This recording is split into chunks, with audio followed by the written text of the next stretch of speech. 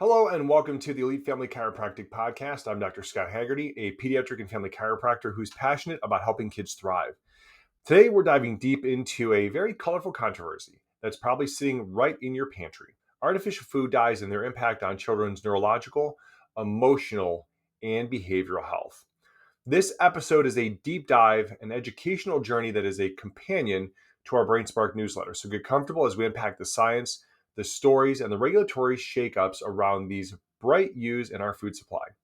Let me get started with a quick story from our practice. A few weeks ago, a mom in our clinic told me about her little boy, let's just call him James, who had an off the charts day at school after a birthday party weekend.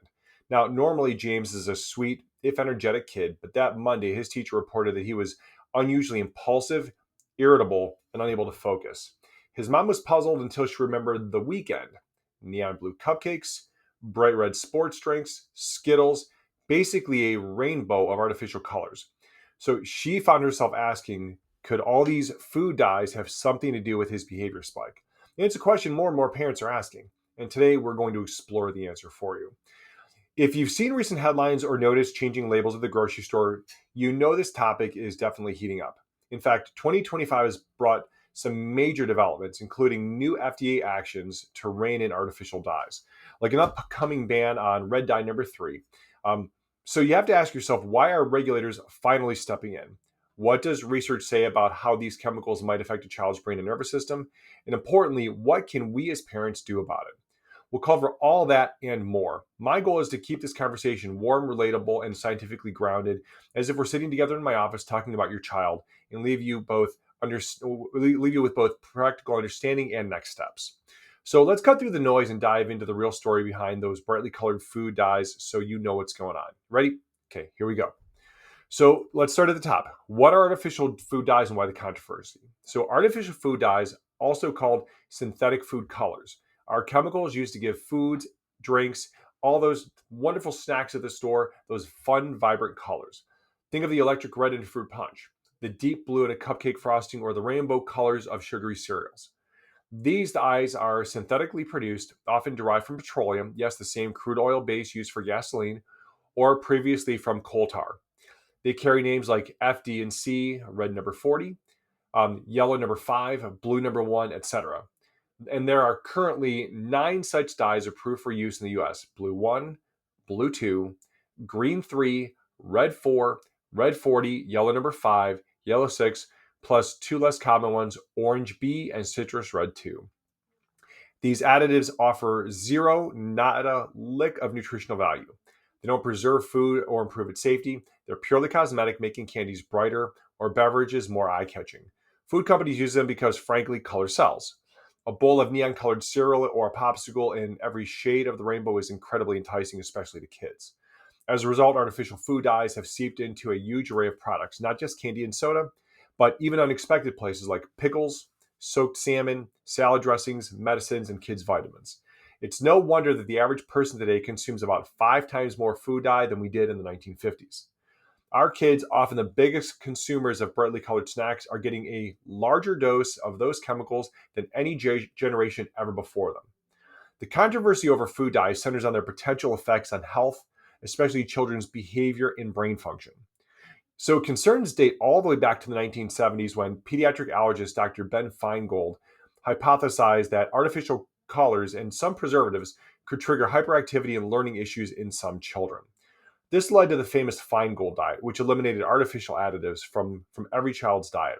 Early studies of the Feingold diet were mixed, and a 1983 analysis found any behavioral effects to be very small. For a while, it seemed the scientific community essentially had written it off as largely a placebo effect or something affecting only a rare few. However, the issue refused to disappear. Through the 80s and 90s, parents continued to report that cutting out certain candies or brightly colored drinks helped their kids behave better. Researchers kept poking at the question with small trials. By the 2000s, the evidence was hinting that the Feingold folks might have been onto something really after all. We started seeing more rigorous studies and even government reviews in Europe and the US examining whether artificial dyes can cause or worsen issues like hyperactivity, ADHD symptoms, mood swings, or learning problems. Today, the topic is still hotly debated. But we have a lot more data than we used to. In fact, modern reviews conclude that some children are indeed extremely sensitive to food dyes, and that removing them from that diet can lead to measurable improvements in behavior in those kids. It's not all kids, far from it, but it's a significant minority. More on the numbers here in a few moments. So, this has turned what used to be a fringe idea into a mainstream public health discussion.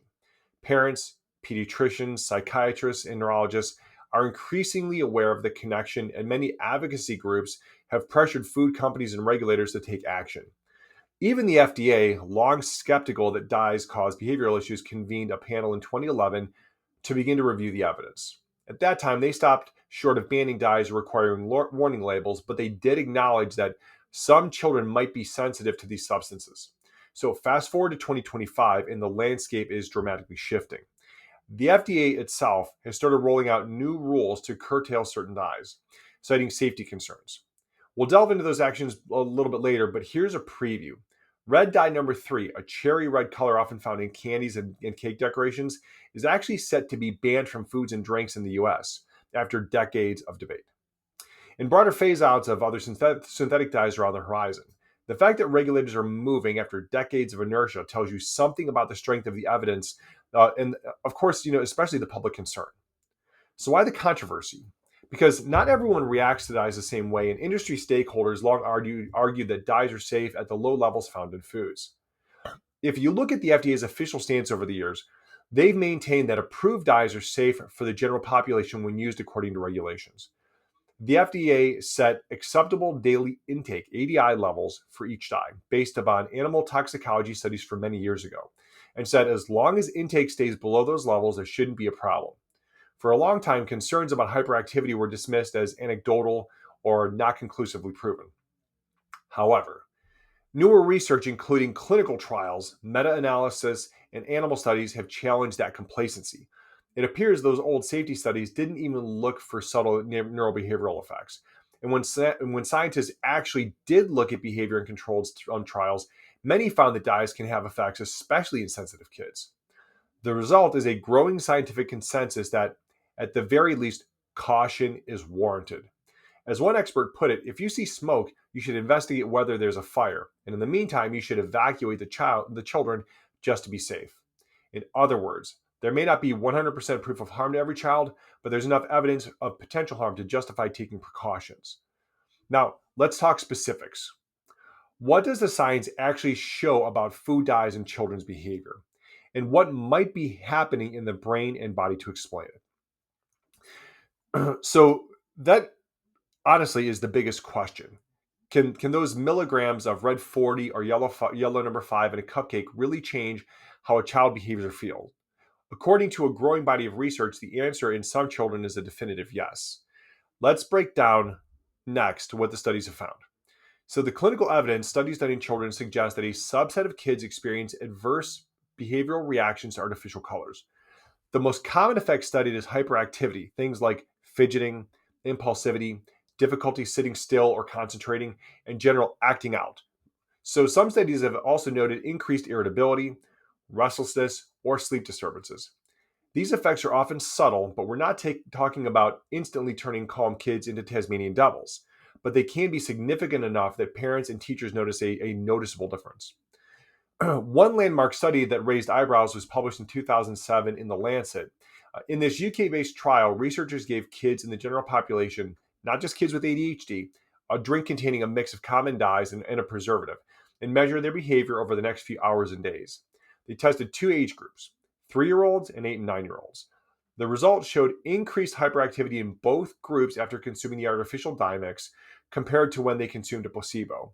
In plain terms, ordinary kids got a bit more jumpy, impulsive, or inattentive when they had a cocktail of food coloring. That was a very big deal because it suggested dye-related hyperactivity isn't just an issue for kids already labeled as hyperactive. It could potentially affect any child if the dose is high enough. Now, hyperactivity can be pretty subjective, and behavior in kids naturally fluctuates from day to day. That's why we look to placebo-controlled double-blind studies, where neither the families nor the researchers know when the child is getting the real dye or a placebo. To really test this, we have to have these kind of things. Thankfully, many such trials have been done. In 2004, a pair of researchers named Schaub and Trin combed through numerous small trials and did what's called a meta-analysis, which is essentially pulling data to get a clearer picture. They focused on studies of kids who already had hyperactivity or ADHD. Their analysis found that artificial food colors did, in fact, worsen hyperactive behaviors in these children. But interestingly, the effect was most obvious in parent ratings of their kids' behavior. Teacher clinician ratings in those studies didn't show as strong an effect. This could mean a couple of things. Number one, parents might be more attuned to their child's diet and subtle behavior changes at home, which we would hope, or perhaps there was some bias, parents expecting a change. Even so, the signal was there. Dyes could promote hyperactivity, especially in kids suspected to be sensitive in the first place. Now, by 2012, enough studies had accumulated that scientists tried to quantify how many kids are affected. A notable meta-analysis that year, led by Dr. Joel Nigg and colleagues, concluded that around 8% of children with ADHD may have their symptoms exacerbated by synthetic food colors. Think about that. If you have 100 kids with ADHD, perhaps roughly 8% of them are meaningfully worse when they ingest artificial food dyes, and presumably would be better on a dye-free diet. 8% isn't huge, but it's not trivial either. ADHD at this point, unfortunately, is common. And 8% of the millions of ADHD kids is a lot of children. Plus, those are just the kids with a formal ADHD diagnosis. There could be others without a diagnosis who can also react. So the California Office of Environmental Health Hazard Assessment, boy, what a long name that is, a state scientific agency, conducted one of the most comprehensive reviews recently published back in 2021. They evaluated 27 clinical studies on dyes in children's behavior, covering kids both with and without behavioral disorders. Here's what they found. In 25 of those studies where kids were challenged with dyes, meaning given dyes to see if symptoms occur, 16 of them found evidence of a link between dyes and worse behavior, and 13 of those studies showed a statistically significant effect. Now, not every study showed an effect. Some showed no difference, but more than half did, which is a strong signal. Many of these positive studies relied on parent observations of behavior, which again tended to be more sensitive to changes than teacher reports. The OEHHA scientists noted that these studies collectively support an association between synthetic dyes and adverse behavior in children. Now, it's important to underscore, not all children are affected by dyes. In fact, most children can probably gulp a brightly colored slushie or eat a bag of Skittles, and you never notice a change aside from a sugar rush, perhaps. The research suggests it's a subset of kids who react, but we often can't predict who ahead of time. Some kids with ADHD, some without, some toddlers, some older kids, there's a lot of individual variability. This variability is a big reason there's controversy. If dyes affected every child, obviously, we'd have banned them long ago. Instead, we have this situation where some parents swear dyes turn their kids into a hyperactive tornado, while others see no effect at all. But beyond hyperactivity, what about emotional and behavioral effects? These are less studied in clinical trials, which tend to use ADHD type rating scales. But anecdotal reports and some experts have noted issues like mood changes, irritability, or aggression in certain kids after consuming food dyes. For instance, an OSU study that was done by Dr. Eugene Arnold, a well-known ADHD researcher, pointed out that food dyes can make some children not only hyperactive, but also moody or irritable. Parents have described dye reactions where a child becomes unusually whiny, angry, or prone to meltdowns after a birthday party binge on colored goodies. Sleep can definitely be affected too. Some kids have trouble settling down at night if they've had a lot of artificial colors during the day. And this is potentially because of the stimulating effects that we'll talk about here in a minute. There's also the question of whether food dyes might affect children with neurodevelopmental differences beyond ADHD, such as autism. Research specific to autism is limited, but a 2024 review noted that children on the autism spectrum might be particularly impacted by synthetic colors. One reason is that many autistic children have restricted diets and strong preferences, often favoring processed foods of certain colors and brands, and this is sometimes termed ARFID, which is also known as avoidant restrictive food intake disorder, common in kids with autism. If a child with autism will only eat, say, neon-colored chicken nuggets and nothing else, their exposure to dyes can be very high. Some reports suggest these kids might show increased repetitive behaviors or irritability related to dye consumption. However, to say the least, we need more studies to confirm direct effects in ASD. it does stand to reason that any child with a sensitive nervous system or difficulties in behavior regulation might be extra vulnerable to a dietary trigger. ADHD, autism, sensory processing disorders, all of these would fall under neurodiverse populations that could react more strongly. And indeed, experts note that younger children and those with conditions like ADHD are most likely to react to dyes. And I can tell you, I have seen this very strongly myself. So, to sum up the clinical findings, for a small but significant proportion of children, consuming artificial food dyes can lead to measurably worse behavior, typically more hyperactivity or impulsivity, and in some cases, moodiness and even aggression. These effects are more apparent in sensitive individuals, like some kids with ADHD or behavioral issues, but they are not necessarily limited to them. The majority of kids aren't obviously bouncing off the walls with a little food coloring, but we can't identify the sensitive ones except by observing them. This is why many parents have their own aha moment when they eliminate dyes as a test. If their child is one of the reactors, the difference can be dramatic. Now, you might be wondering, how much dye are we talking about? Are these studies giving us ridiculous megadoses or amounts that kids actually consume? And honestly, this is a great question. And that brings us to the concept of what's called dose-dependent effects. So one crucial thing that we've learned is that dose matters. The effect of food dyes on behaviors seem to be dose dependent, meaning a small amount might not have a noticeable effect in most kids, but a larger amount can trigger reactions in more children and more intense reactions in sensitive children. This mirrors a basic principle of toxicology. The dose makes the poison. So while food dyes aren't poison in the classical sense, the idea is that higher exposures are more likely to cause problems. Early clinical studies back in the 70s and 80s often used around 20 to 30 milligrams of a mixed food dye blend in their challenges. For example, giving a child a drink or capsule with 26 milligrams of mixed dyes. These studies tended to find that only a small percentage of children reacted, leading many doctors to conclude at the time that dyes weren't really a big deal. But later studies began using higher doses, like 50 milligrams, 100 milligrams, or more, and guess what? They found a significantly larger percentage of children showing behavioral effects. In fact, clinical trials have reported that doses up to 30 to 35 milligrams of artificial colors will affect a modest percentage of sensitive kids, whereas doses of 100 milligrams or more can affect a much larger percentage of children. That tells us there's a threshold effect. Some kids might need a higher exposure before you see a change, and the most sensitive population will react at a much lower dose. Now, how does that compare to real life? Could a child realistically consume 100 milligrams of food dye in a day? Unfortunately, moms and dads, yes, quite easily. In fact, a detailed analysis by researchers at Purdue University in 2014 measured dye content in common foods and found some, crazy startling numbers. For instance, a single serving of a breakfast cereal like Trix or Fruity Cheerios contained around 30 to 36 milligrams of artificial dyes. One pouch of Skittles has about 33 milligrams of dyes, and a bag of M&Ms about 29 milligrams. A single cupcake without colorful frosting can pack over 50, a single cupcake with colorful frosting can pack over 50 milligrams of dyes. And an 8-ounce bottle of a brightly colored sports drink like Gatorade or soda can have anywhere from 20 milligrams up to 50 milligrams of dye. For example, Orange Crush has about 33 milligrams of artificial dyes. Sunny D has 41, and Kool-Aid Burst Cherry has 52 milligrams per serving. So imagine a kid at a birthday party. They have a cupcake, a cup of punch, and some colored candies. It is quite conceivable they've just gulped down 100 plus milligrams of dye in a single afternoon. And that's not including the sugar content and all the other stuff that's in there. Or consider a child's whole day.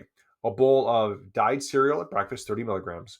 A bag of chips or crackers with the dye at lunch, so like Cheez-Its, 5 to 10 milligrams. A candy after school, 20 milligrams. And a popsicle after dinner, 15. Add it up. The Purdue researchers estimated that a child could easily consume over 100 milligrams of artificial dyes in a day, and some children, particularly those who love colorful junk foods, could exceed 200 milligrams per day easily. Those figures are well within the range that studies have found cause hyperactivity in non-reactive kids. Even daily habits can matter.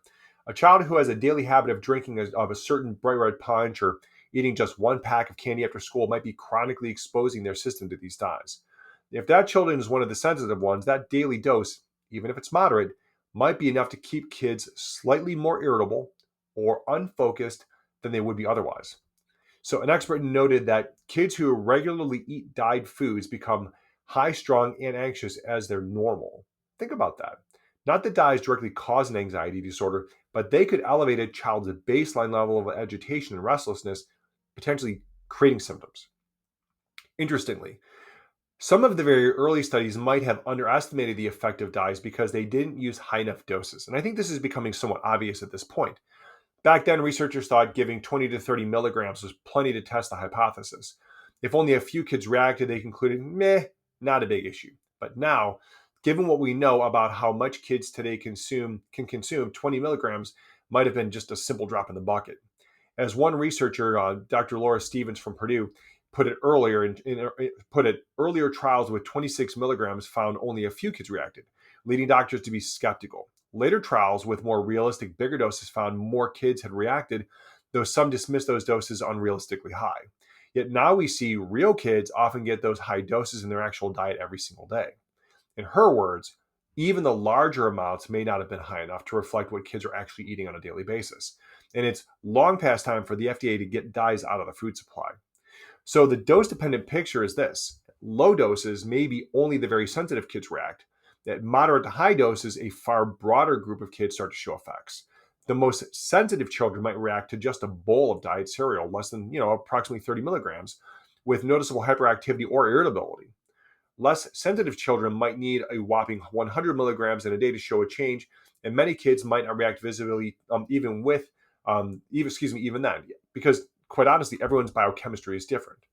This is similar to say, how some people get jittery with one cup of coffee while others can have a triple espresso and feel fine. Individual tolerance definitely varies. Another aspect of dose is what we talked about earlier is cumulative exposure. A child might handle a small amount occasionally with no issues, but what about chronic daily exposure? There's some concern, though not as well studied, that constant intake of synthetic dyes could have cumulative or subtle long-term effects on a child's neurodevelopment or behavior. Maybe it's not enough to cause a visible one-day spike in hyperactivity, but perhaps it contributes to a child being a little more distractible over months or affects their sleep quality night after night.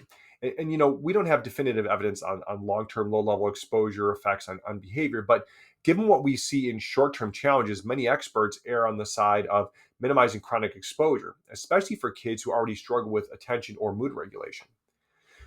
Individual sensitivity is another piece of the puzzle. Why do only some kids react to dyes while others seem impervious? Well, this is a fascinating question, and science has some clues. It turns out genetics and biology may play a pretty large role. Research, including a UK study done by Stevenson et al., has identified certain genetic differences that might make a child more susceptible to dye effects. Specifically, differences in genes related to histamine and dopamine seem to matter. Histamine genes, like some children have genetic polymorphisms, basically genetic variants in the enzymes that break down histamine. Notably, the histamine N-methyltransferase, or HNMT gene. Histamine is a compound involved in immune reactions. It's what gets released during allergies, but it's also a neurotransmitter in the brain that promotes alertness and wakefulness. Now, normally, histamine levels are pretty tightly regulated, and studies have found that kids with certain variants of the HNMT gene, which might make them slower at degrading the histamine, had greater adverse behavior reactions to a dye mix. The idea is that artificial dyes may trigger the release of histamine as a part of a minor or immune or sensitivity reaction. And if a child's body can't clear the histamine quickly, it could lead to more pronounced symptoms like hyperactivity or irritability. Since histamine in the brain makes you alert, like think of how some allergy medicines that block histamine can make you drowsy. The opposite also can be true. Extra histamine equals extra alert and activated. And a spike in histamine could feasibly lead to sleep trouble, impulsivity, and that wired but irked feeling. This mechanism is quite compelling because it bridges the gap between a food additive and a behavioral response via a known biochemical pathway. In fact, one study in the American Journal of Psychiatry found that kids with certain histamine gene variants had significantly different ADHD symptom responses to food additives, and that's a big deal. There's also dopamine genes, and dopamine is another key neurotransmitter. It's involved in focus, motivation, and pleasure. The Stevenson study also found that polymorphisms in the dopamine transporter gene DAT1 appeared to moderate how 8 to 9-year-old children responded to the dyes. The dopamine transporter helps clear dopamine from synapses. Certain variants might make dopamine signaling less efficient, which is actually a trait linked to ADHD in some cases. And if dyes somehow interact with the dopamine system directly or indirectly, kids with a vulnerable dopamine regulation might be hit harder. An Ohio State research article also noted that dyes were linked to genes producing dopamine and histamine, suggesting some kids' neurochemistry, especially involving dopamine, might amplify dye effects. Now, we don't yet know the precise interaction. It could be that dyes affect dopamine levels or receptors in the brain, or that an overstimulated state from histamine or other factors throws off dopamine balance. But the genetic clues are a big hint that this is not just in people's heads. It's very, very strongly rooted in bio and neurochemistry. Now, beyond genetics, other factors can influence sensitivity. Baseline health and behavior matter. A child with existing ADHD, anxiety, or other challenges might have a more fragile equilibrium, such like that a little dietary jolt has a big impact. Dr. Arnold from OSU noted that children with diagnoses like ADHD or oppositional defiant disorder, also known as ODD, can experience worse symptoms after dyes. For example, irritability or defiant and aggressive behavior in ODD kids who consume artificial colors and flavors. He also mentioned that even some kids with anxiety might get worse, possibly because dyes could affect gut bacteria and indirectly anxiety levels. A reminder of what's called the gut-brain axis, which we'll touch on later. Now, younger children in general seem more susceptible than adults, likely because their brains are still developing and their metabolism is entirely different. And per pound of body weight, kids often consume more dyes than adults do. So if their diet is full of colorful kiddie food, they're getting much higher exposure on a daily basis. Now, so in practical terms, if you suspect your child might be sensitive to dyes, a big factor to consider is how much they're getting, and how often they're getting this, because obviously we have to consider chronic exposure. Sometimes parents will say, well, my kid gets a little lollipop with dye and I didn't see a change, so I guess dyes don't affect him. But then later they realize the cumulative effect, maybe one lollipop is fine, but lollipop and dyed cereal, fluorescent cheese puffs, or sports drinks all in one day is a tipping point for them. The frequency of exposure can also be a key. A one-time treat might not cause a blip, but regular intake might lead to persistent issues or priming the child so that the next dose triggers a reaction. And that priming is really, really important because it really trains the nervous system to be more reactive. It's kind of like how allergies work. Now, let's pivot a bit here. We've discussed what can happen, hyperactivity, etc., and how often or at what dose does it happen. But how and why do food dyes produce these effects? What's going on inside a child's body and brain when an artificial color is consumed? For that, we need to talk mechanisms. Now, it's fascinating and oftentimes a little unnerving to think that a simple colored snack can tweak a child's behavior. But when you break it down, food dyes are chemicals and our bodies can react to chemicals in various ways. The truth is, we're still unraveling all the mechanisms by which synthetic dyes might affect the nervous system. But researchers have proposed several plausible pathways, and let's explore a few. First is histamine and immune response. Now, we've already touched on this, but it's worth emphasizing. Some artificial dyes, particularly the azo dyes like yellow dye number 5, also known as tartrazine, and yellow number 6, also known as sunset yellow, are known to cause pseudo-allergic reactions in sensitive individuals. Now, these aren't true IgE-mediated allergies, but they can trigger the release of histamine and other inflammatory mediators. In some kids, consuming a dye can be akin to exposing them to an allergen. Their body releases histamine, which can lead to flushing, itching, maybe a rash, or mild hives. Some asthmatics, for example, have noted their asthma worsens with yellow number 5 yellow number 5 due to histamine release. Even if no obvious allergy symptoms occur, the histamine surge is happening internally. As we discussed, histamine in the brain acts as a neurotransmitter that promotes wakefulness and alertness. Excess histamine could make a child overly alert, and that kind of wired jittery alert that can look like hyperactivity or anxiety.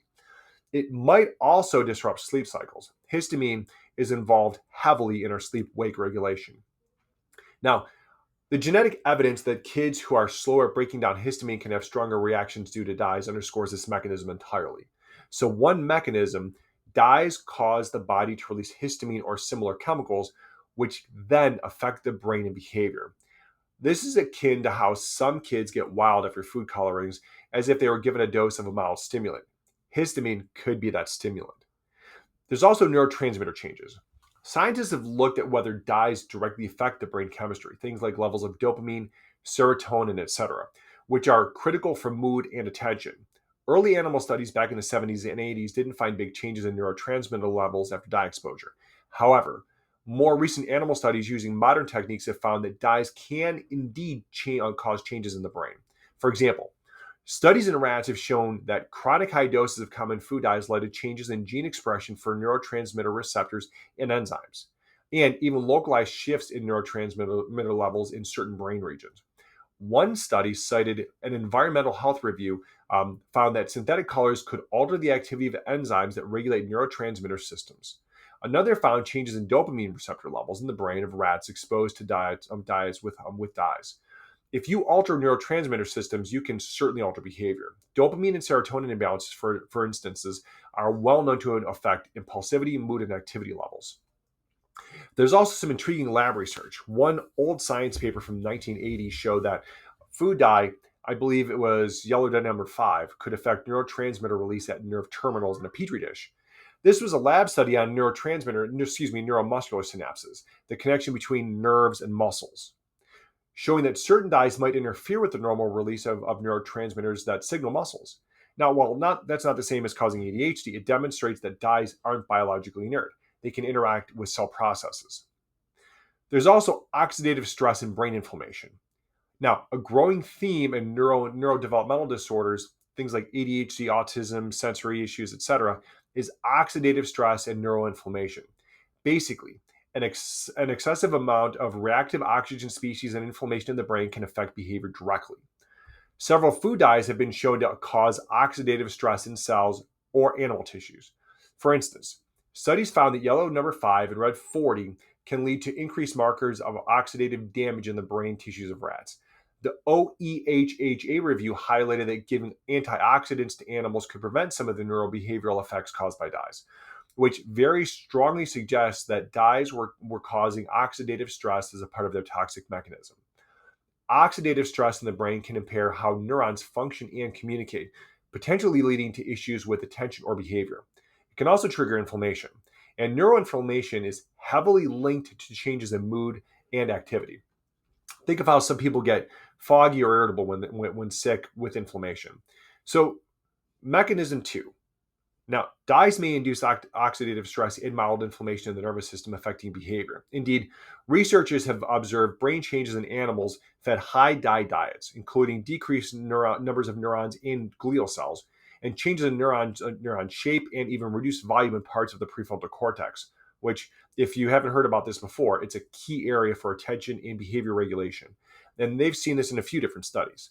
Now these were at high doses, but it is telling that dyes can do certain things that can really damage the brain under experimental conditions. So let's keep going. There are the endocrine and thyroid effects.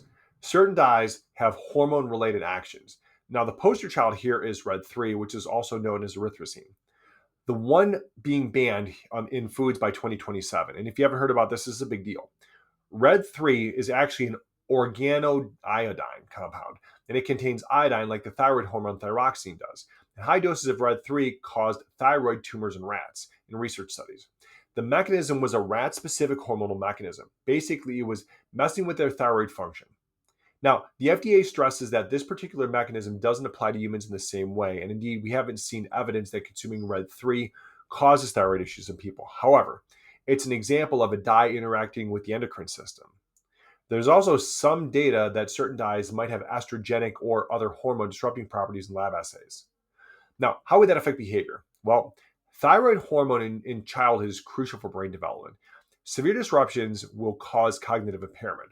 Now, we're not seeing that from food dyes at normal exposure, but subtle shifts in hormone levels could potentially influence mood or energy. The OEHHA review listed endocrine-mediated effects as one possible pathway, though obviously more research is needed. At the very least, Red 3's story reminds us that dyes can have systemic biological effects, not just be pretty colors. Now, there's also the gut-brain axis. The gut microbiome and gut health play an often underappreciated role in behavior and brain function. Some artificial dyes, especially the azo dyes, which are a type of dye with a particular chemical structure, are known to be broken down by gut bacteria and other compounds. For example, when you ingest red number 40, also called Allura red, or yellow number 5, your gut bacteria may metabolize them into aromatic amines and other metabolites. Some of these breakdown products could be toxic or affect the nervous system. There was a recent study done in 2022 that got media attention, showing Allura red consumption in mice led to gut inflammation and impacted behaviors in a way suggesting that it might even contribute to susceptibility to disorders like colitis. Now, while that study was about gut disease, it hints that dyes can't alter gut biology. And if dyes alter the composition of the gut microbiome or cause low-grade inflammation in the gut, that's significant because that gut produces a lot of neurotransmitters like serotonin and communicates with the brain via the vagus nerve and immune signals. OEHHA noted that future studies should see if dyes act on the gut to influence behavior via the gut-brain axis. And, as Dr. Arnold had mentioned in the OSU article, disruptions in gut bacteria might be one reason dyes could worsen anxiety or mood. So let's talk mechanism. Dyes might mess with the gut environment, which in turn can affect brain function and behavior. Now, this is still a developing area of research, but it's really plausible and it's quite interesting. So let's talk about nutrient absorption and other factors. Another proposed mechanism is that artificial colors could interfere with the absorption of or bioavailability of certain nutrients. For instance, some dyes might bind to minerals or interact with enzymes in digestion. If a child is marginally deficient in something like zinc or iron, which are important for attention and cognition, and a diet high in dyes worsens that deficiency, you might see behavior changes. There's also the idea of general physiological stress. Consuming synthetic additives might just put a slight burden on the body's detox systems, which is the liver and the kidneys, which in susceptible kids could translate to noticeable behavioral changes. Now there's a bit more. This is a bit more speculative, but they have to be floated in the literature, and I think these are definitely worth investigating. One thing certainly is clear: the brain and the nervous system of a developing child are delicate and can be influenced by surprisingly small chemical nudges. A teaspoon of our artificial dye solution might seem harmless, and for most kids, it probably is. But in a child whose biological or genetic makeup turns that into a cascade of histamine, oxidative stress, etc., it can disrupt the finely tuned circuits that govern behavior and mood. It's also worth noting that food dyes often travel with sugar. Most brightly food dyes are also high in refined sugars, things like candies and sodas. High sugar intake can cause blood sugar swings that affect behavior and can synergize with dyes. In fact, in a 2019 review of Diet and ADHD found that that diets high in refined sugar and saturated fats, basically junk food diets, were associated with worse ADHD symptoms, while diets rich in fruits and vegetables were protective. It's hard to untangle how much of that is the sugar, the dye, or other additives. Likely it's the whole package. Dyes might be one component of a generally ultra processed diet that can contribute to behavior issues. I like to frame it this way: artificial dyes are signals of low quality food. If a child's diet is filled with artificial colors, it often means they're eating a lot of processed snacks and sweets and not enough whole foods. So some of the behavioral effect may not be directly due to the dye molecule itself, but due to the overall nutritional profile of dyed foods like low fiber, high sugar, etc. That said, controlled trials isolate the dyes by keeping diets the same and just adding dye or placebo, which is how we know the dye itself can have a direct effect. But in real life, reducing dyes usually means shifting towards a healthier diet in general. And it all works together in favor of better behavior and brain function. Now, before we move on, let's just recap, because that's a lot. The key mechanisms here in simpler terms. Think of artificial dyes as troublemakers that can trigger immune responses. They can stress the brain. They can tweak neurotransmitters, disrupt hormones, disturb the gut microbiome, and can be accompanied by a number of other dietary factors like sugar that all together work to worsen behavior and can compromise their system. Now, not every dye does all of these. Not every child's body will respond in the same ways, but these are the possibilities that the scientific literature has raised. Now, understanding these mechanisms is not just academic. It actually helps when explaining to a skeptical parent or a clinician why removing something as trivial as food coloring might help a kid. It's not magic or parental imagination.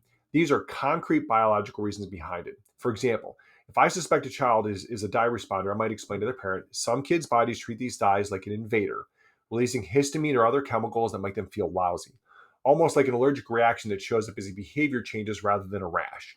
Many parents relate to this because they see how an allergic kid can get when exposed to an allergen. Like some kids get hyper on antihistamines or cranky when they have seasonal allergies acting up. Similarly, saying these dyes can cause oxidative stress, basically a kind of chemical stress in the brain, and a child with an ADHD brain already has to work harder to stay regulated.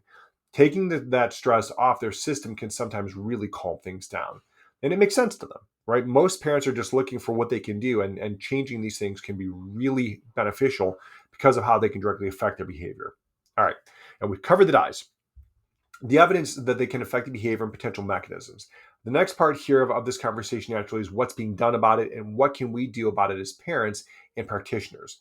And this is where the recent events like the FDA bans and practical advice come into play. For decades, consumer advocacy groups and concerned scientists have been urging regulators to do something about artificial dyes in foods, especially those marketed to children. Europe took the lead about a decade and a half ago after the 2007 Lancet study. The European Union required foods containing certain synthetic dyes to carry a warning label. And it basically said this: they may have an adverse effect on activity and attention in children. Rather than slap scary warnings on their products, many companies in Europe reformulated to use natural colorings like beet juice, turmeric, or natto, or just remove the dyes entirely. As a result, it's common to see British candy or drink, say paprika extract for orange color, whereas the US version of the same product might still use yellow number 6. It created sort of a double standard where American kids were getting the synthetic stuff while European kids got the natural version, all because of these simple regulatory differences. In the US, the FDA historically maintained the dyes were safe enough, pointing that to those ADI or acceptable daily intake levels and the lack of absolute proof of harm. They did, however, ban certain dyes over time for other reasons. Now, mostly when a dye was found to be carcinogenic, cancer-causing in animal studies. For example, Red 3, which we've mentioned, was partially banned in 1990 for use in cosmetics and externally applied drugs due to cancer concerns, because it had been shown to cause thyroid tumors in rats. But oddly, it was still allowed in foods because of some regulatory loophole and inertia. Similarly, several other dyes from the mid-20th century were also delisted, e.g. Things like violet number 1 and red number 2, after they were linked to health issues. So the dyes that we have today are the ones that survive the culling, but that doesn't mean they're benign. Just that they didn't obviously cause cancer in the doses tested, so they were somewhat overlooked, or they had been scrutinized for the behavioral effects. Things have come to a head recently. In 2008, the Center for Science and the Public Interest, or also known as CSPI, petitioned the FDA to ban most synthetic dyes, citing the behavioral evidence. The FDA's advisory committee meeting in 2011, which I mentioned earlier, was convened to consider this. They stopped short of a ban or really even requiring a warning label, but they did acknowledge that some evidence links dyes to hyperactivity in sensitive kids. They essentially recommended more research. California took note and funded the OEHHA review that we mentioned earlier, which not surprisingly came out saying, yes, there is a real issue here. Meanwhile, consumer pressure led to many big companies to start voluntarily reducing dyes. General Mills took dyes out of Trix cereal for a while, though, because consumer backlash over muted colors made them particularly backtrack. So they added them back in because the color change was detracting from sales. Kraft took them out of some mac and cheese lines. Many fast food chains removed certain dyes from their menu items, etc. By the mid-2010s, it was common to see packages probably stating no artificial colors. The market was beginning to shift, but obviously not as far as we wanted to as parents. Then in 2023, California passed the California Food Safety Act, also known as AB 418. And this was a law to ban several food additives by 2027, including Red 3. The others were things like brominated oil, potassium bromate, and propylparaben, which are not dyes, but other additives of concern. Initially, titanium dioxide and possibly other dyes were considered, but the final law specifically banned Red 3 among dyes. This made California the first state to say, if the feds won't act, we will. And because California's market is huge, this effectively pressures companies to change recipes nationwide, because they won't have to have 2 recipes for California versus the rest of the US. Now, Facing this pressure and accumulating science, the FDA finally took a significant step. And this was under new administration.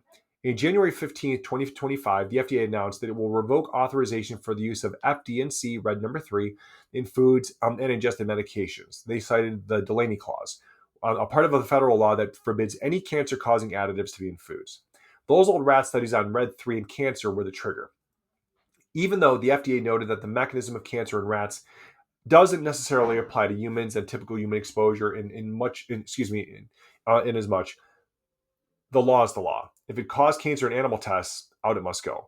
So this was a great opportunity for them to really begin to make regular change. And I think this is to be of note, right? It took 30 years of debate. Red Number 3 is finally on its way out in the food industry. God only knows why it took so long, but finally things are starting to change. Manufacturers have until 2027 to phase it out of foods and 2028 for ingested drugs, but many will likely move faster now that the writing is very plainly on the wall. But that's not all. Just a few months later, in April of 2025, the FDA, in conjunction with HHS, announced an even broader initiative to phase out petroleum-based synthetic dyes from the entire nation's food supply. Now, this is huge news. The FDA's new measures include setting a timeline for the food industry to transition to natural color alternatives. So what they're doing is they're initiating the process to ban 2 or more dyes, including citrus 2 and orange B, which are less known colorants used on orange skins and some sausage casings, and working with industry to eliminate the 6 remaining common dyes, which would be red 40, yellow 5, yellow 6, blue 1, blue 2, and green 3 by the end of next year. Essentially, they're asking companies to get rid of all synthetic dyes, something that would have been unthinkable a decade ago. They're also fast-tracking approvals of more natural color additives, like new sources of blue from spirulina or butterfly pea flower, etc., to help companies make the switch. And importantly, the FDA and NIH are partnering to do more research on how food additives impact children's health and development, a sign that they realize there might be other ingredients, not just dyes, that deserve scrutiny for behavioral effects. This FDA announcement even had some pretty strong language. The HHS secretary, surprisingly named Robert F. Kennedy Jr. in the scenario, was quoted saying, "For too long, some food producers have been feeding Americans petroleum-based chemicals without their knowledge or consent. These poisonous compounds offer no nutritional benefit and pose real, measurable dangers to our children's health and development. That era is coming to an end." I would say those are some pretty strong words, calling the dyes toxic and pointing to child health dangers. The FDA Commissioner, Marty Makary, referenced the epidemic of childhood ADHD and said, given concerns about dyes, we should not be taking risks and should do everything possible to safeguard the health of our children. This is a sea change in tone from the FDA. Essentially, the leadership is saying, look, these synthetic dyes are unnecessary, potentially harmful, and the US should catch up to Europe in getting rid of them. I think it's fantastic because it's all about protecting our kids. Now, we should note, these measures are being rolled out with timelines, and it's not an overnight ban on everything, but the direction is clear. Within a couple of years, we may see virtually all artificial food coloring removed from the American food system, or at least greatly reduced. Manufacturers are likely preparing by testing natural dyes, which sometimes are less vibrant or stable, but the tech is definitely improving. We as consumers might see some colors of our favorite candies change slightly, or labels like colored with beet juice. And I think that's going to be a great thing because it's a positive development for kids' health. Though some folks grumble about government overreaching or missing the bright neon colors, personally, as a pediatric health practitioner, I see it as aligning our food system with the precautionary principle. If something has no benefit and some risk, why not eliminate it and use a safer alternative? Another benefit of removing these dyes is reducing exposure disparities. Kids from families that can afford all natural organic products have been avoiding food dyes for years, but kids in lower income families who might rely on cheaper processed foods have been disproportionately exposed to dyes in high levels. Policy change can level that playing field so all children are finally going to be protected. Thank God. It's also worth mentioning that public pressure and parent advocacy played a huge role in this shift. Companies care about their image, and as parents become more label savvy and started demanding dye-free color options, the market began to respond. If you're a parent and whoever wrote to a company or chose a brand over another because it was dye-free, you contributed to this momentum. Advocacy groups like CSPI kept the pressure on by publishing reports, and scientists just kept digging into the data. It is a great example of how awareness plus advocacy can lead to tangible change in our food environment. Now, even with these changes, dyes won't disappear overnight. And until they do, and even after, since imported foods and certain niche products might still have them, parents will still need to be vigilant and informed. Now, this brings us to a practical side. What can you, as a parent or a caregiver, do to protect and support your child? And also, how do we approach this topic in a balanced, compassionate way without inducing guilt or panic? So, as a pediatric and family chiropractor, my focus is on the whole child, particularly through the lens of the nervous system. You might wonder, what does chiropractic have to do with food dyes? Well, a lot. When we consider nervous system regulation, I think it's like the center of this entire equation. Chiropractors in the pediatric realm often talk about kids in balance versus kids who are stuck in fight or flight, which is called sympathetic overdrive. We also look at how lifestyle factors, including nutrition, influence a child's stability or ability to regulate themselves, focus, and grow. When I see a child who's struggling with behavioral issues, concentration, and mood swings, I'm not just looking at their spine. I'm looking at their whole lifestyle and environment. Diet is a big part of that. If a child's consuming something their nervous system perceives as irritating or stress inducing, it can absolutely manifest in their behavior and how they feel. We call those things stressors. They can be physical, like poor sleep or injury, emotional, like anxiety or family stress, or chemical. And that's where the artificial food dyes count as chemical stressors for some, and I would say many kids. They may trigger an internal stress response through histamine, inflammation, oxidative stress, things like that, which then tip the autonomic nervous system towards fight or flight. A child in that state might be more impulsive, less able to sit still, more reactive emotionally. Essentially, the behaviors we identify as problematic. I often explain to parents very simply, your child's nervous system is like the gears of a car. We have drive, which is like the sympathetic mode, active, energetic, and park, which is the parasympathetic mode, calm and resting. We want those gear shifts to happen appropriately, but certain chemicals can really slam the nervous system into high gear and break the switch, so it's stuck in overdrive. An artificial diet that causes a flush of histamine or cortisol can be that gear slamming chemical. The result is a child who cannot downshift to calm and focus. As a pediatric chiropractor, I look at the physical stress dyes might cause, but honestly, it's interesting. Some kids who come in with tension headaches or just that wired and tired look, you can clean up their diet, and even those physical complaints can improve. The body is an integrated whole.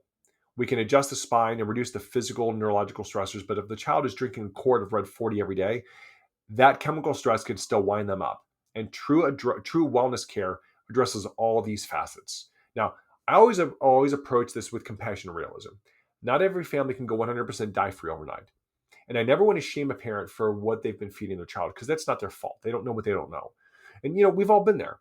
The convenience of a bag of colorful fruit snacks to appease a fussy toddler on a car ride's hard to beat. I remind parents and myself that moderation and gradual improvements are really and truly the most important key. It's not about it's not about never letting a drop of artificial color touch your child's lips. It's about reducing exposure and seeing if it makes a difference, and then over time trying to consistently reduce it. I also stress that if a child doesn't seem to react to dyes, that's great, but avoiding them is still positive, because it usually means eating better foods. And if a child does react, it's like discovering a secret lever that you can pull to help your child. So why not use it? So my clinical experience addressing food dyes is part of a broader strategy of supporting the pediatric nervous system. Combine that with other things like ensuring good sleep, adequate exercise to burn off energy and boost brain chemistry in a healthy way, and maybe supportive supplements like omega-3s for brain health, and you can see profound changes. There's nothing more gratifying than seeing a child who is struggling to start to flourish and knowing that simple changes like a diet cleanup contributed to that. Now that we've covered the science and stories, let's just equip you guys here with some tangible next steps. By now, you might be thinking, all right, I'm convinced, or at least curious, that artificial dyes could be an issue. What should I do about it? Well, this is the part where I want to empower you with practical, actionable advice. Because I think knowledge is wonderful, but action makes a difference for your child. So let's lay out some steps in consideration. Number one, read labels and know the code names. Start checking the ingredient labels on the foods in your pantry, especially those marketed to kids. The artificial food dyes will typically appear towards the end of the ingredient list because they're used in small amounts. Look for names like FD&C, red number 40, red number 3, yellow 5, yellow 6, blue number 1, blue 2, and green 3. Sometimes they'll be in parentheses as part of a color mix or simply listed as an artificial color, red 40, blue 1, etc. Get familiar with those names. You don't need to memorize which number corresponds to which color, just recognize them as red flags. If you see a rainbow of numbers on the label, that's a product to be very, very cautious with. So, as Dr. Arnold succinctly advised, start skimming those long ingredient lists for red 40, blue 1, yellow 5. You'd be surprised how many products that have them. It's crazy the amount. Even things that look plain, like white cake mix or marshmallows, can contain blue 1 or other dyes. to give a brighter white appearance. Next is identify the biggest sources in your child's diet. Not all dyed foods are equal. Some might be occasional treats, others daily staples. So make a list, mental or written, of what your child typically contains that has food dyes. Some big common contributors are cereals with colors, fruity or chocolate candies, brightly colored drinks like sport drinks, certain juices and sodas, ice pops, cake and cookie decorations, flavored yogurts, or fruit snacks with fun colors, gelatin desserts, and some brands of mac and cheese or chips. Also, consider things like vitamins or medicines. Many children's medicines or chewable vitamins are artificially colored. And so think of things like the pink bubblegum antibiotics or the purple cough syrup, the Flintstones vitamins, and yes, they most definitely have food dyes. Once you have your list, you can start to gauge how significant the exposure is and where it's coming from, and this will help you target what to try, to swap out. The next is do a trial elimination. The best way to know if your child is sensitive is to do a 2 to 3 week trial of a dye-free diet. It doesn't have to be perfect, but aim for as close to zero artificial colorings as possible for a solid block of time. This allows the child's system to clear out any built-up effects because dyes don't exactly bioaccumulate like some toxins, but a week or two lets any behavioral patterns begin to normalize or the system calm down. Now, as we talked about with the inflammation and the stress, during this time, observe any change in your child's behavior, sleep, or mood. It can be very helpful to inform teachers or caregivers that you're giving this experiment so they can let you know if they see differences too, without obviously telling them which week it is, to keep it blind on their end. If possible, keep other routines the same to really isolate the effect. Many parents report very noticeable improvements. So let's just say, for example, little boys and little Johnny here might be less prone to outbursts, or does his homework with less fuss, or less fights with siblings, and decreased emotional outbursts. Some see changes in just a few days. For others, it might take a full 2 weeks. If you don't see any changes at all, it's possible dyes weren't affecting your child in an obvious way, or there was not enough accumulation. Either way, regardless, after the elimination, you could do a challenge, introduce a known food dye, maybe that red drink or some candies in a controlled way, and watch for 24 to 48 hours. Does anything change? If a meltdown or sleep troubles begin to present themselves, you might have your answer. If nothing happens, that's also useful too. I would also recommend finding alternatives. Going dye-free doesn't mean your child can never have colorful, fun foods. You just might need to find naturally colored alternatives. Thankfully, the market has really come a long way, and you can find naturally colored candies using fruit and vegetable extracts, things like beet juice for red, turmeric for yellow, spirulina for blue. And many big brands now offer no artificial color versions of products. You can find them at health-oriented grocery stores like, here in the Cleveland area, you find that a lot more stores are beginning to carry these in their organic sections. For example, instead of regular neon gummy bears, try gummies colored with real fruit. And these are brands out there that are doing this on a regular basis. If your child loves popsicles, make or buy ones with natural dyes or just real fruit juice. If their morning cereal is a Technicolor Sugar Bomb, consider switching to a brand that uses natural colors or none at all. Or transition to something like oatmeal with a bit of honey and fruit, something that is easier said than done with picky eaters, but I think still is worth a try. Now, if they adore mac and cheese with that yellow glow, know that several companies have ditched yellow 5 and 6 and use paprika and annatto for their colors now. The goal is not to deprive your child of treats, but to swap out better versions. Your child might not even notice a difference. They may, but I think a lot of kids will get used to it over time. And if they do, frame it as an adventure. We're going to try a new cool looking treat. Often kids are remarkably adaptable, especially if the taste is very similar. And again, focus on whole foods. The simplest way to avoid artificial food dyes is to eat a mostly whole unprocessed diet. And I think this is pretty straightforward, but if you are eating, fruits, vegetables, whole grains, proteins, healthy fats, so this inherently reduces not just dyes, but a lot of other additives. Plus, as research suggests, a diet rich in fruits and veggies is associated with better behavior and lower risk of any type of neurodevelopmental symptom. I would definitely recommend, make it fun too. Like, talk about, the health benefits of the fruits and the vegetables. Bring in things like, strawberries and oranges and carrots and cucumbers and purple berries. And kids often enjoy the idea of getting a rainbow when they learn it comes from nature. Now, next is be mindful of other additives. Often, artificial food dyes coexist with other questionable additives like certain preservatives and artificial sweeteners. Some researchers suspect it might be the combination of additives that provoke behavior issues. For instance, the Lancet study used a combo of dyes plus sodium benzoate preservative. It might be wise to also be cautious with preservatives like sodium benzoate, or common artificial sweeteners, as those two have been occasionally implicated in behavior and health issues. Holistic cleanup could yield better results than focusing on dyes alone. So, in short, the fewer chemicals in their food, the better for a sensitive child's nervous system. Also, make sure you're talking to caregivers in schools. Make sure that they're not being given excessive amounts, and preferably any, at school or by the folks that are taking care of them, especially if you're making these cleanups. So this is where communication becomes the king. You got to talk to people, let them know you're making these changes, so they're not going to give them things that could potentially compromise your results. And don't obsess and terrify. So aim for balance. I always advise this a balanced approach. We don't want our kids or ourselves to live in fear of food or become overly restrictive to the point of stress. If avoiding dyes 90% of the time still gives your child health benefits, you might not worry about the occasional birthday cake slice or a picture, a candy every once in a while that has some. So the goal is to just have consistency and reduction. And be patient.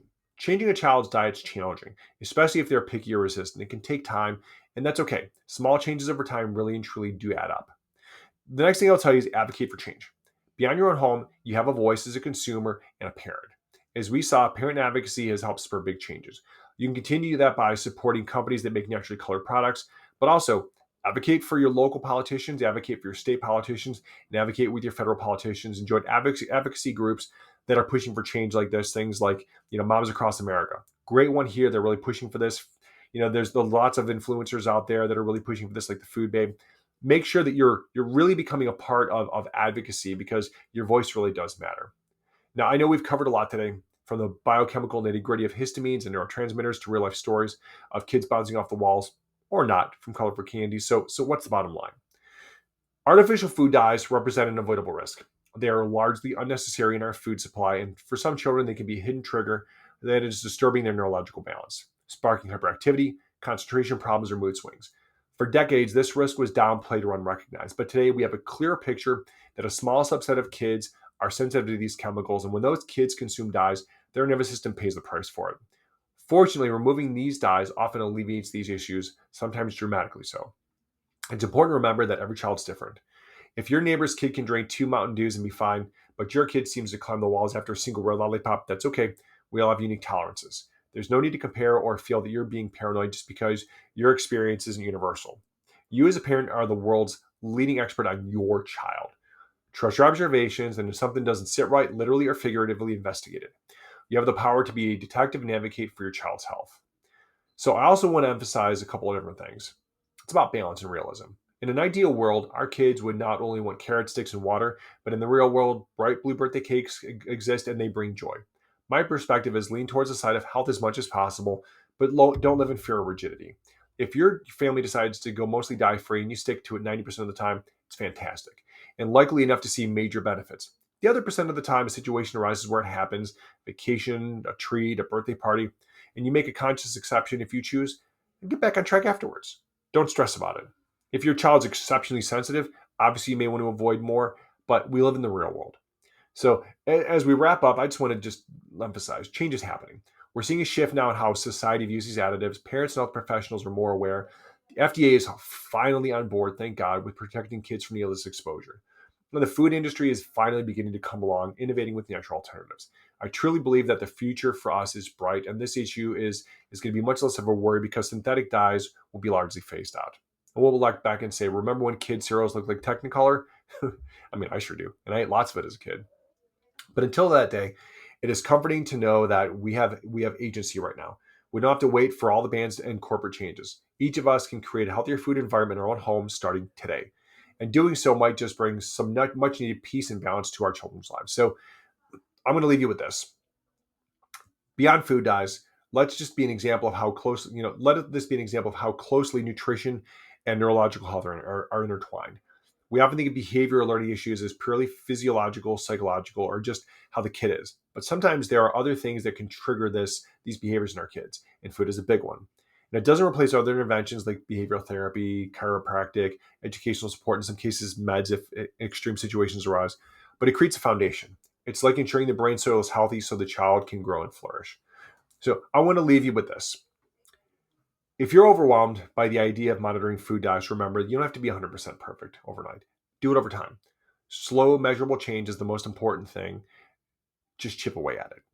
If you chip away at it, you are going to get there and you're going to be fine and your child's going to do awesome. I really want to thank you so much. I know this was a longer episode. I thank you for listening, joining me on this deep dive. I hope you find this helpful. I would encourage you to look at the newsletter, and that's the elitefamilychiropractic.substack.com newsletter, so you can get the full picture, all the research links. So if you want to go and do a deep dive, you can. It's all there. Until next time, guys, this is Dr. Scott Haggerty, encouraging you to continue your child's, continue just being the amazing parents that you are, coloring your child's world with love, health, and knowledge, and maybe a little less around 40. Stay well. God bless each and every one of you, and we'll see you on the next episode.